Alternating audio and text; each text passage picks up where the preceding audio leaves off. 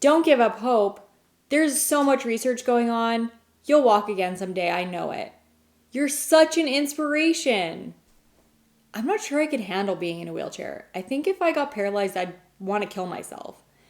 These are things that I've heard so many times in the 23 years that I've been in a wheelchair, and they are pet peeves of mine. They're the most annoying things that I think you can say to somebody with a disability, and I'm going to tell you why I hate them and what you can say instead.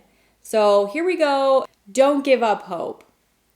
The reason that I don't like this saying is that it implies that walking or not being disabled is the thing to hope for.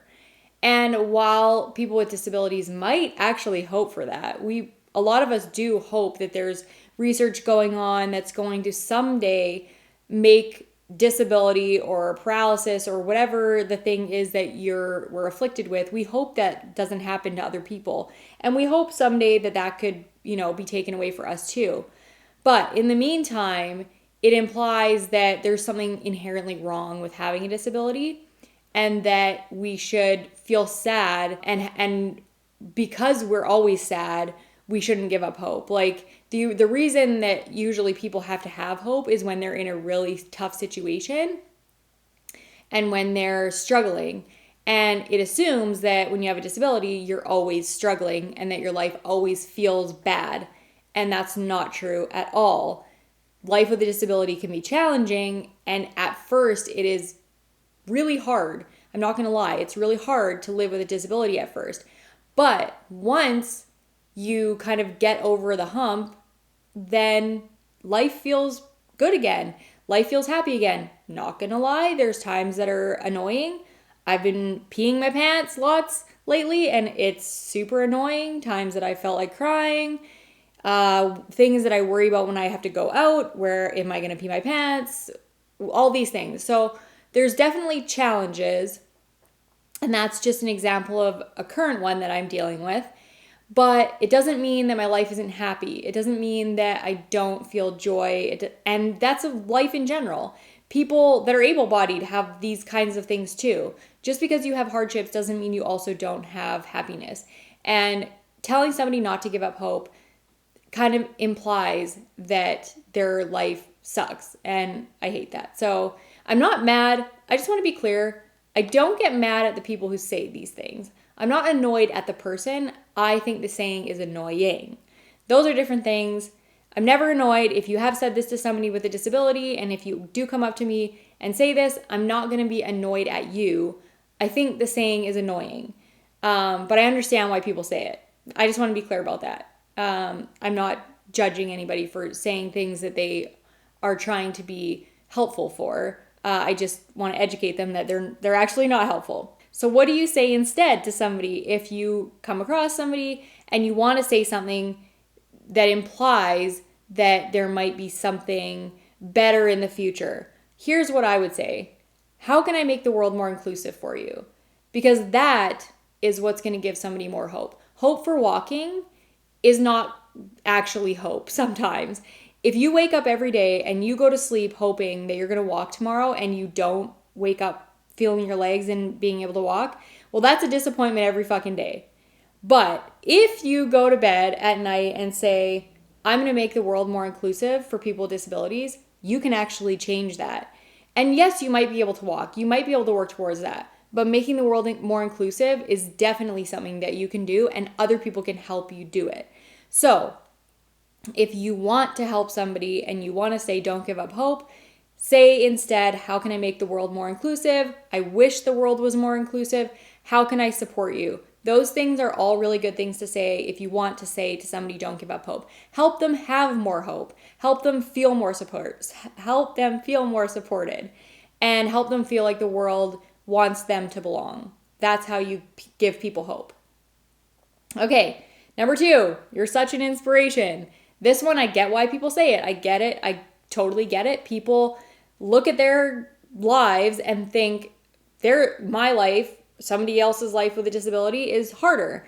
And they think that we're inspirational because of that. We inspire them. That's a natural thing. I get inspired by people that have different challenges than I do all the time.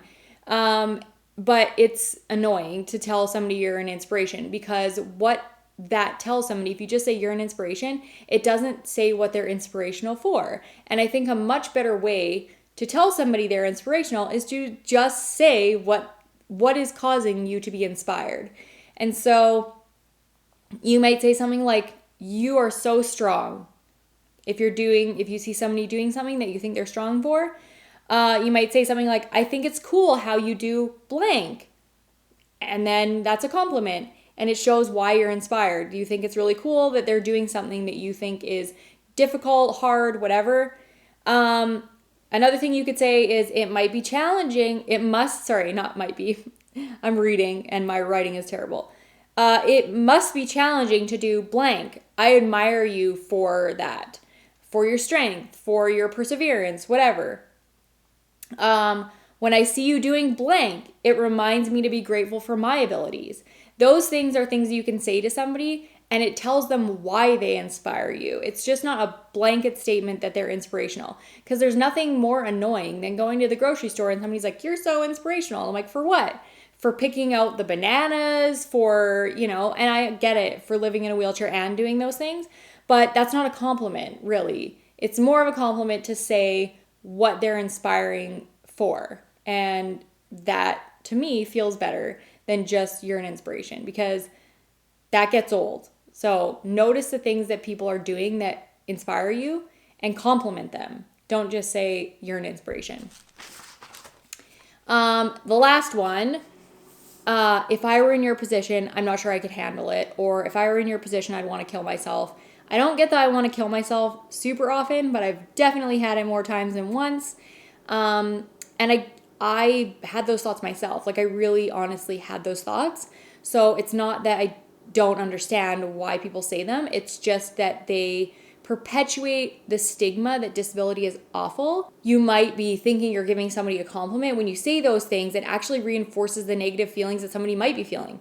So if somebody is feeling like that, somebody that you see in a wheelchair is feeling like that, that might push them over the edge. That might be like, see, I knew I should feel fucking horrible about my life, because this other person's telling me that they wouldn't be able to handle it either, and I can't handle it. Something you could say instead is, it's hard for me to imagine what life would be like with a disability. I'm not sure how I would feel. That's a true statement. But you don't have to say you wouldn't be able to handle it or that you'd want to kill yourself. You're not sure how you'd feel. That's true. But you don't know that you'd want to kill yourself, and you don't know that you wouldn't be able to handle it. You really have no idea what you can handle until you're actually doing it. So many people have amazing lives and yet are still very unhappy, and there's a lot of people that have shit lives and are very happy. One person can live in a crappy little house and be perfectly content. Another person can live in a mansion and be unhappy as shit. So this is the kind of thing that I just think is rampant in society. We judge other people based on what we think or what we believe we could handle, and then we perpetuate stigmas that are negative, and it's not good. So these are my 3 pet peeves. Don't give up hope. Don't say that to somebody. Instead, say, how can I support you?